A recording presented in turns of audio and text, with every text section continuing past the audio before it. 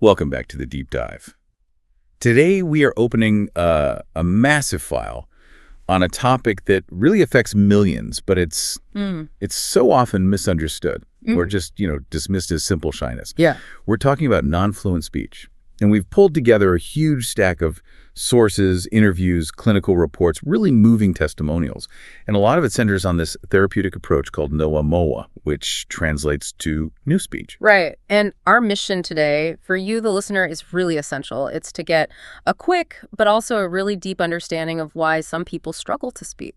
And crucially, to draw a line in the sand between what we think of as standard stuttering and this total paralyzing silence that the sources call emotional speech blocks. It's so necessary to establish that dividing line right away, because when we talk about non-fluent speech, it's really a spectrum. Okay. On one end, you've got, common, relatively mild impediments, but on the other, you have a disorder that's so restrictive, it dictates every single life decision you make. And that's our focus today. That's our focus. Emotional speech blocks, or ESBS. The sources are absolutely clear on this. This isn't a minor stutter. It's a total communication breakdown. And it's driven by psychological factors. So let's start there. Let's establish a baseline for everyone. What is that standard, widely recognized form of non-fluency? In many places, it's called Jokani, or, classical stuttering. Right. What does that actually look and sound like? So stuttering is mostly characterized by a really noticeable disruption in the flow of speech. It often shows up as repetitions, the classic cat, or repeating whole syllables. Okay. Or you might get prolongations where a sound is stretched out, like sometimes I go. But in all of those cases, there's an audible attempt to speak. The speaker is actively fighting through some kind of friction to get the word out. And there are often physical behaviors that go along with that struggle, right? Yep. Not just the sound. No, absolutely not. The sources really highlight these secondary behaviors. They're visible physical efforts to just overcome that block. So you might see excessive blinking or foot tapping, sudden head movements, or just this really visible tension in the jaw and neck. These are all compensatory efforts. The speaker is basically trying to use physical momentum to force the word out. This brings us to a really helpful analogy that the sources use. It frames stuttering as a car driving on a very rough road. That's the one. The car, which is, the flow of speech, it shakes, it rattles, it bumps along severely. But the key thing is, the engine is still running. The vehicle is still moving forward. So the communication gets delivered. It gets delivered. It might be uncomfortable. It might take a lot of time and cause a ton of stress, but the words eventually come out. And that fundamental difference in delivery is what separates it from ESBS. Right. In stuttering, words are delivered. In ESBS, they're not. Exactly. And that's where we find this devastating difference. So tell us about that core experience of ESBS, the paralysis. ESBS is it's a far more catastrophic communication failure. Mentally, the person is completely ready to speak. The thought is formed. The word is right there on the tip of their tongue. Oh. But the physical apparatus, the muscles, the diaphragm, the jaw, it just seizes up completely. Total silence. Total silence. If we go back to that car analogy, the car has completely broken down. The driver is desperately turning the key. They're slamming on the gas. They fully intend to move forward, but the engine is dead. There is zero motion. So the internal desire is there. It's strong, but the external result is just muteness. Precisely. I mean, imagine needing to say a simple two-syllable word, maybe your own child's name, or just yes, and finding that no amount of internal will, no amount of force can get the air past your vocal cords. Wow. The body is just so intensely tense, it's overwhelmed by this sudden, powerful spasm, and no sound comes out. That silent paralysis is the absolute #1 distinguishing feature of ESBS. The speaker isn't repeating sounds, they are fighting an internal physical lockdown. That makes the stakes just astronomical. It's not about embarrassment anymore. It's the instantaneous loss of your own agency in these really crucial moments. And that is exactly why it's so crippling. Statistics vary, but if you combine severe ESBS with other fluency disorders, you're looking at hundreds of thousands, maybe even 1 million people in a large country who live with this constant threat. And because it's silent, it's misunderstood. Radically misunderstood. Others just see the paralysis and they think, oh, they're just really shy or they're not interested. And it completely masks this deep internal panic. Okay, let's turn to the root cause then. If the body is locking up like that, where is that signal even coming from? The sources are incredibly firm on this. It's a psychological thing, not some organic physical defect. That is the core finding. The expert consensus from our sources is that the physical parts of speech, the tongue, jaw muscles, vocal cords, larynx, diaphragm, all of it are perfectly functional. They are sound machines ready to work. And the proof for that is pretty compelling, isn't it? It's irrefutable, really. We see that people who suffer from severe ESBS can often speak completely fluently in non-stressful situations. They might be able to sing without any problem at all, or recite something they've memorized, or just talk totally naturally when they're, gossiping with a good friend or talking to their dog. So when the emotional guard is down, the system works perfectly. Exactly. If the problem was organic, a defect in the muscles or the nerves, they wouldn't be able to achieve fluency at all, no matter the situation. So if the machine is capable, something else must be shutting it down. Where does that shutdown command come from?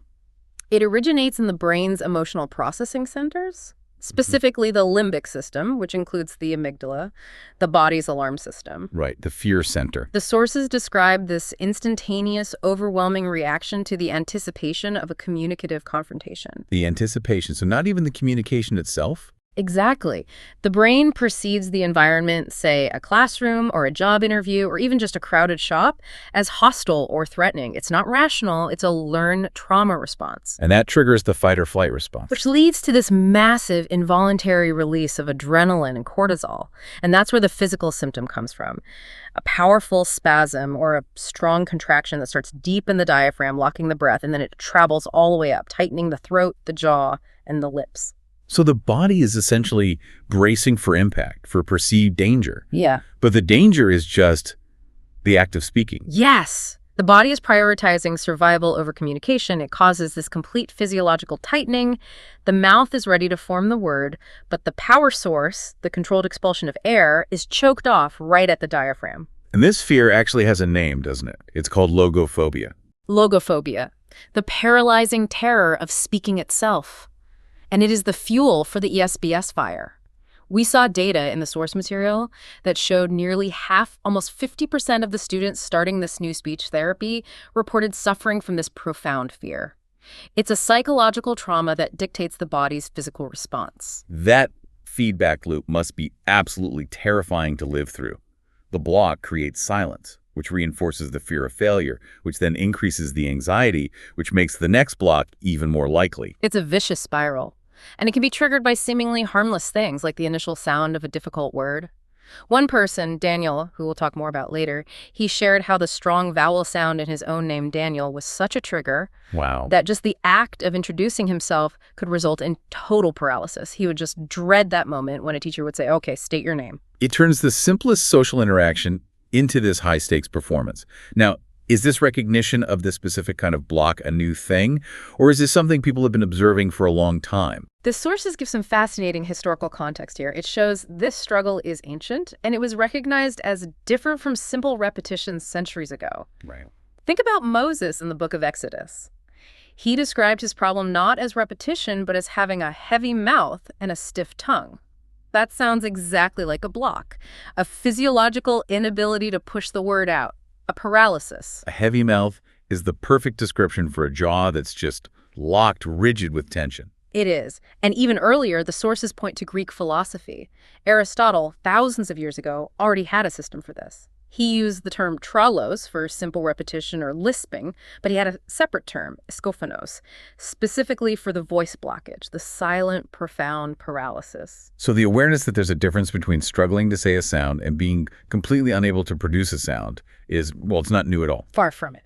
Okay, so if the fear is so crippling that you can't even introduce yourself, how does that affect someone's daily life? Let's turn to the long-term consequences. What are the real-world costs of living under that constant threat? The costs are they're cumulative and devastating. This condition doesn't just mess with your communication. It fundamentally restricts your life choices, your education, your career. It's a constant, exhausting internal battle. And we can understand this through that classic survival mechanism lens, right? Yeah. When the threat of a block comes up, the body has three options. That's the fight, flight, or freeze dynamic, but applied to communication. When that spasm starts, the person has to choose. Fight is the attempt to force the sound out. Okay. This results in severe physical strain, visible spasms in the face, the neck, the chest. It's a violent struggle that can be painful and just Yeah. exhausting. And that struggle is obvious to everyone, which probably just increases the shame. Exactly. Then there's flight, which is just avoidance. This means withdrawing from conversations, turning down jobs that require presentations, not answering the phone, or just not going to social events where you have to talk. And finally, freeze. Which is the total paralysis we've been discussing, just standing there motionless, unable to move or speak. And that freeze state is where that terrible misinterpretation comes in, which must be so damaging to a person's self-worth. It is. Society looks at this motionless person who can't speak, and they label them shy, introverted, or worse, just a quiet person with nothing to contribute. When internally. Internally, that person might be bursting with complex thoughts, desperate to jump in, but they're physically locked in a cage of tension. The external persona is a profound misrepresentation of their internal intelligence and desire. That internal intelligence, desperate for an outlet, it leads people to develop these incredibly sophisticated avoidance mechanisms. The sources call it the Morrow ship. The Morrow ship analogy is brilliant. It's about all the camouflage and avoidance strategies they deploy to sneak past the emotional scanner, that part of the brain that's looking for difficult words or situations. It requires constant, exhausting mental gymnastics. So how does this linguistic camouflage actually play out in a conversation?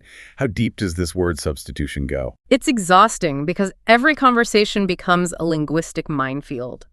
They're not focused on what they want to say, but on how they can say it without triggering a block. So they're just swapping out words constantly? Constantly. The simplest tactic is substitution. They know a word is a trigger, so they replace it instantly with a synonym. For instance, if they have trouble with the letter P, they won't say pizza.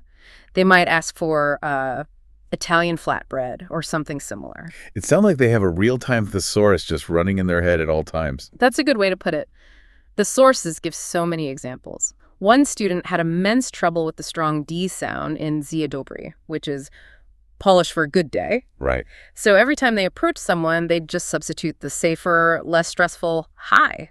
Another person needed to ask for Coca-Cola, but knew that hard C sound was a trigger. So they had to carefully navigate the interaction by asking for a black fizzy drink. They're sacrificing precision for fluency. Exactly. And the massive cost of that is the inability to express your exact knowledge or your precise intentions.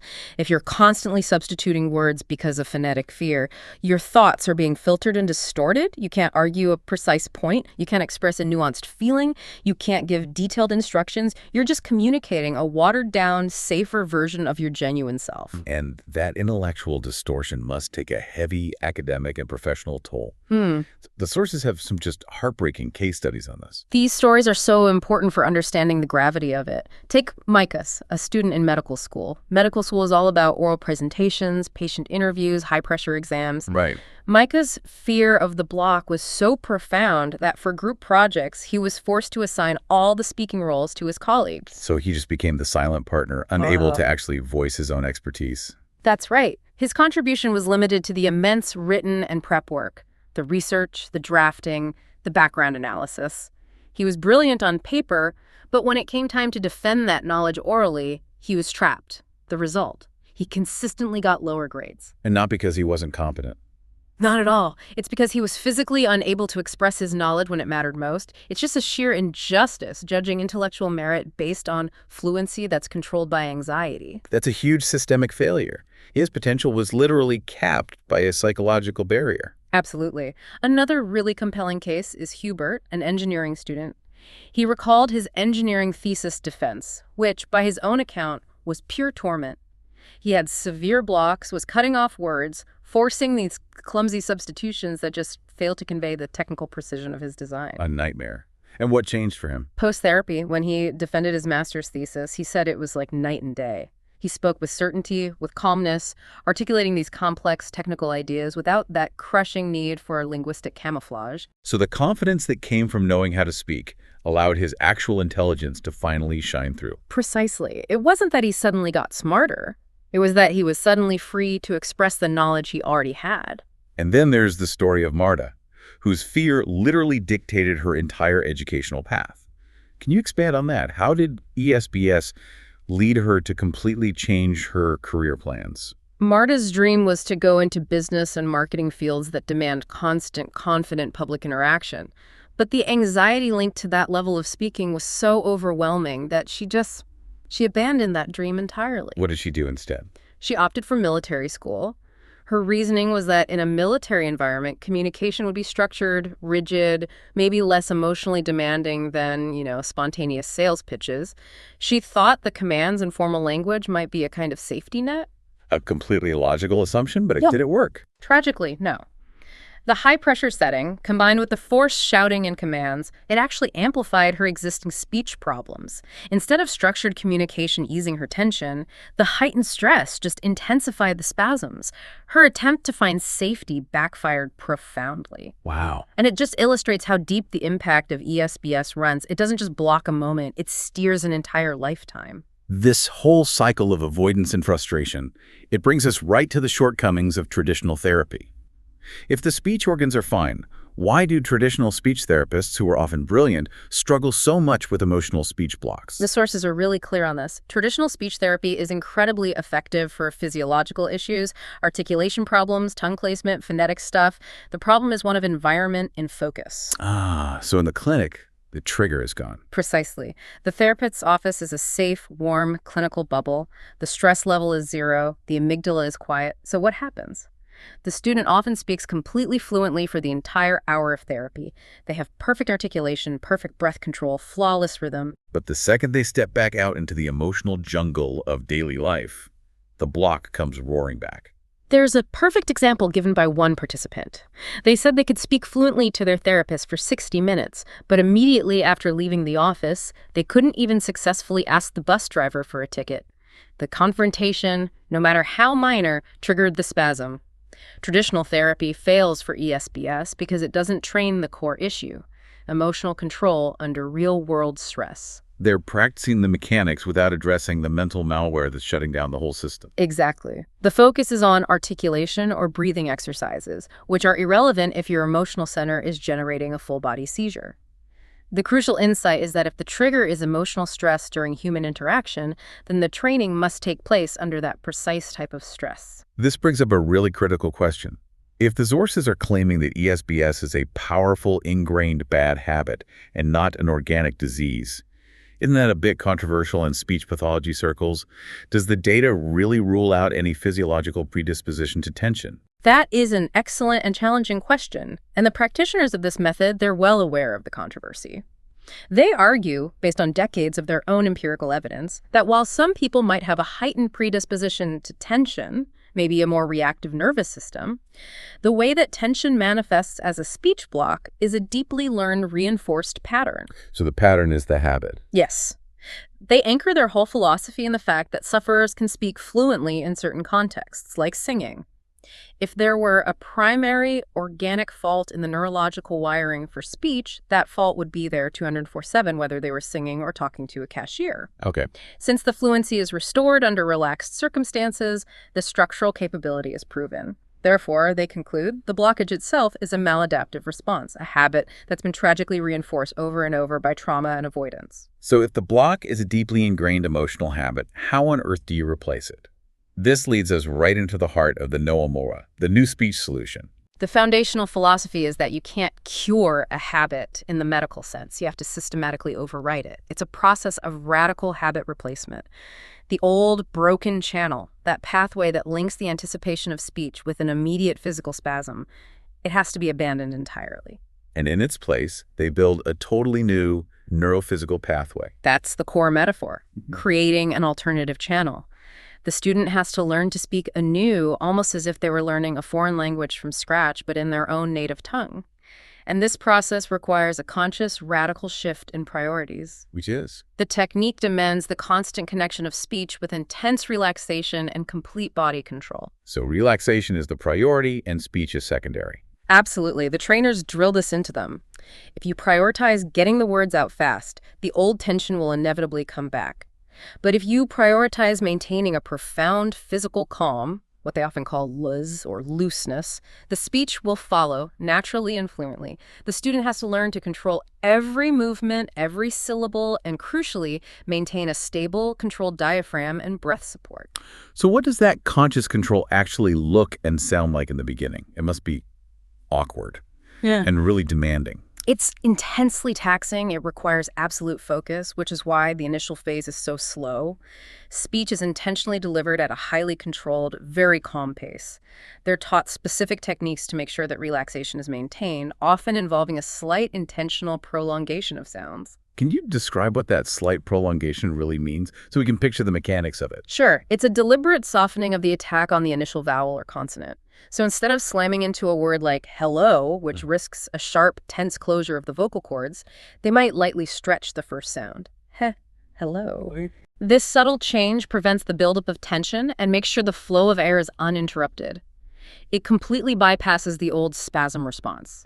It's a constant, minute-by-minute monitoring of your internal physical state. This sounds like a system that needs to be practiced for a long time, to go from conscious effort to just automatic. What kind of commitment are we talking about here? The commitment is radical. The intensive training, where the student is constantly focusing on the mechanics, often lasts between 12 and 14 months, sometimes longer, depending on how severe the old habit is. It's a huge chunk of your life dedicated almost entirely to how you speak rather than what you're saying. And the ultimate goal, then, is to install this new technique so deeply that it becomes automatic, a new default setting. Exactly. Continuous systematic practice is mandatory until the new speech technique moves out of the conscious, effortful realm and into the realm of habit. Only when it's automated can the speaker finally shift their focus back to the content, to their ideas, their arguments, their emotions, without the crippling distraction of managing their own mechanics.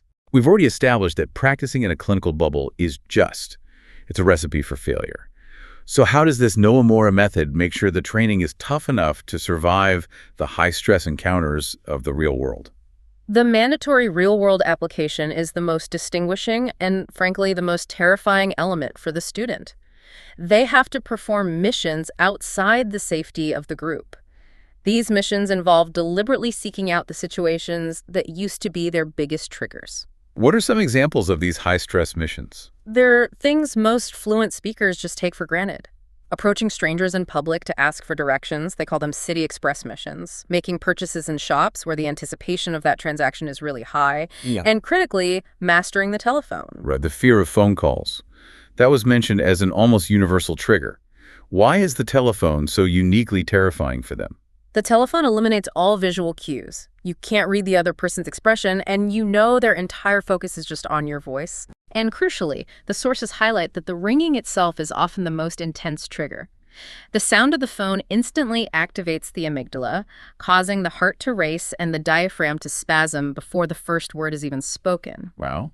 So the therapy forces a confrontation with this phobia. It turns what used to be sheer psychological agony into a routine activity through repeated, controlled exposure using the new speech technique. And the sources emphasize that this demanding journey is really made possible by the community.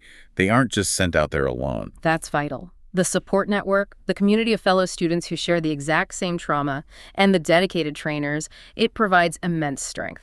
One student mentioned how difficult the adaptation phase is, where the public might react strangely to the slow, controlled pace of the new speech. I can imagine. Having a fellow student go with them on a tough mission or just seeing their peers succeed, it reinforces hope.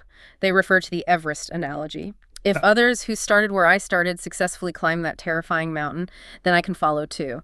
The shared trauma becomes a shared triumph. So let's explore the magnitude of that triumph. What does this process, which demands such radical discipline, what does it ultimately deliver?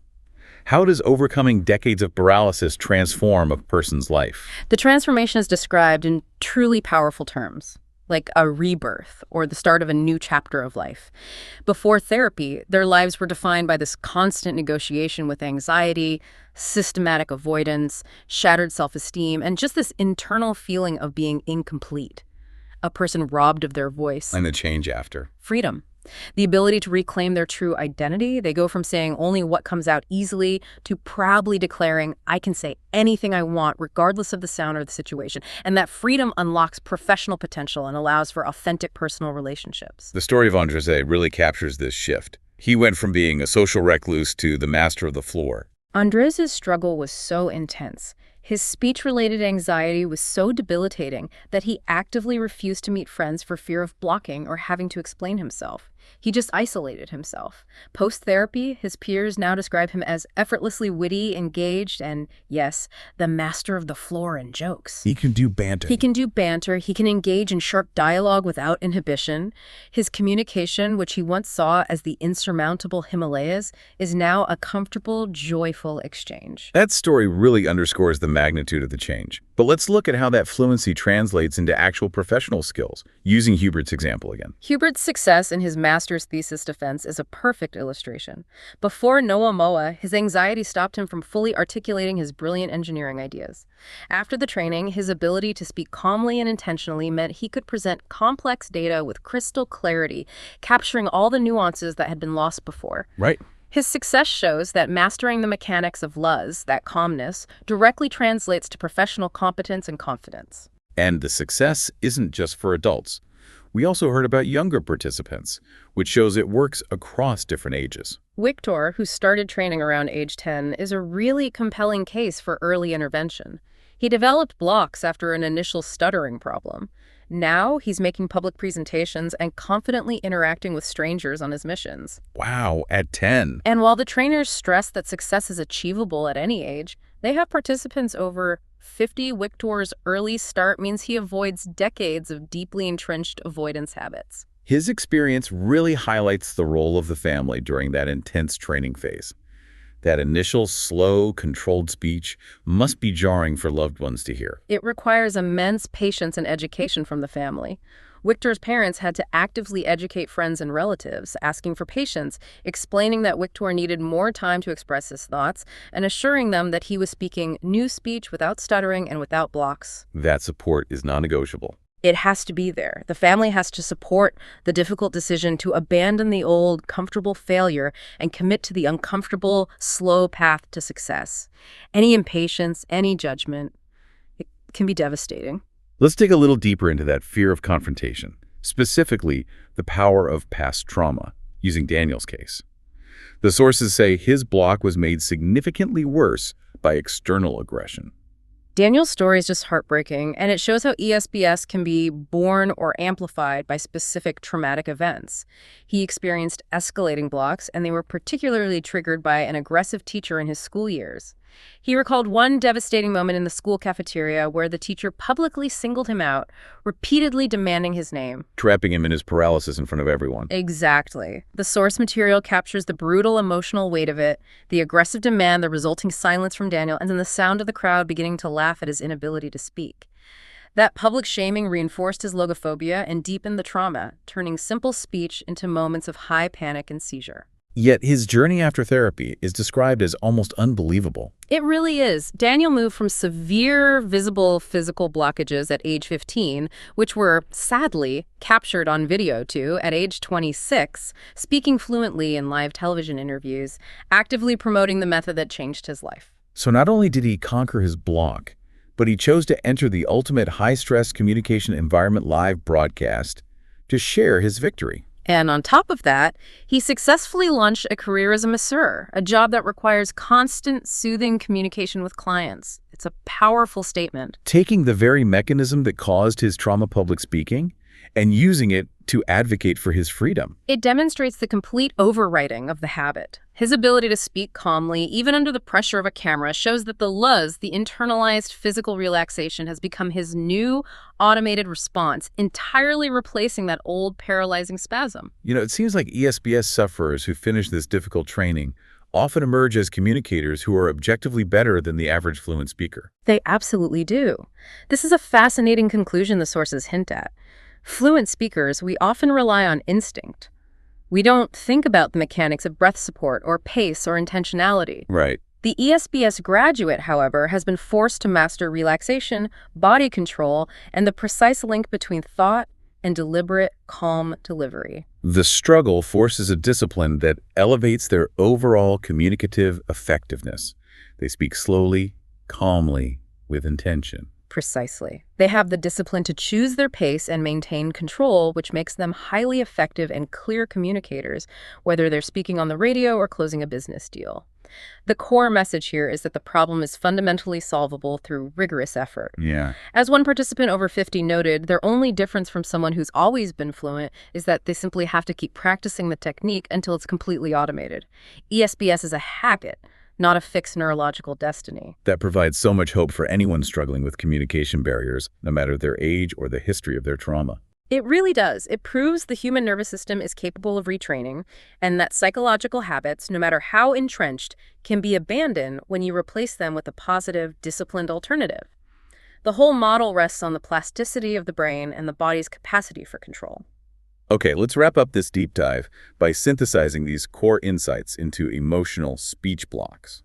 We've established that critical distinction. Standard stuttering involves audible repetition and friction, while ESBS is defined by total silent paralysis, a massive learned physiological spasm triggered by logophobia, the fear of confrontation. And this fear, it doesn't come from a physical flaw in the speech organs, which are totally functional, but from the brain's misinterpretation of social stress. And we know that the solution, the no-amo method, is radical because it rejects the idea of a cure and instead focuses on disciplined habit replacement. This requires adopting an alternative channel of communication, demanding months of intense focus on achieving and maintaining physical relaxation that loves during speech. The necessity of real-world training cannot be overstated. From conquering the intense anxiety of a ringing telephone to confidently presenting a thesis, success is achieved by confronting the very situations that used to cause paralysis, but using the new, controlled technique. And the transformation offers freedom, professional opportunity, and a complete reclamation of the self. For our final provocative thought for you to take away, think about the impact of unspoken thoughts. We have seen how ESBS can filter and distort a person's true knowledge, their capability, their personality. If you knew that the key to unlocking your absolute full potential, your professional success, your deepest personal relationships, your capacity to share your specialized knowledge, if all of that hinged entirely on your ability to break free from one single, deeply ingrained emotional paralysis, what radical, difficult steps would you take today to overwrite that habit and reclaim your authentic voice? We'll leave you with that thought. Thank you for diving deep with us.